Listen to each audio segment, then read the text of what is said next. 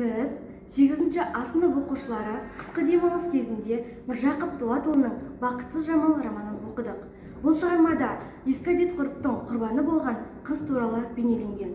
Саумалкөл маңында отырған Сәрсенбай ауылына ұлықтар келіп, ауыл абыр-сабыр күйге енеді.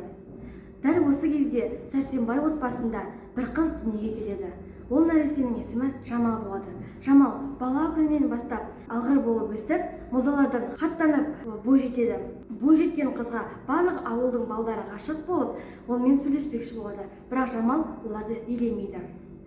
Бірде Жамалдың атағы бүкіл елге жайылып, Сәрсенбайдың бек көркем қызы бар деген сыбыс тарайды. Бұл сыбызды Байжанбай да естиді. Байжанбай өзінің ақыл кем ұлына Жамалды әпермекші болады. Байжанның байлығына қызыққан Сәрсенбай бұған келісіп, екі жақ уағдаласады. Жамал өзінің болашақ күйеуінің қандай екенін біліп, оны жақтыртпай жүреді. Бірде ауыл жастарының барлығы бір ортаға жиналып, көңіл көтереді. Сонда барлығында ерекше сымбаты да, сөзі де өзіне сай Ғали жігіт те болады.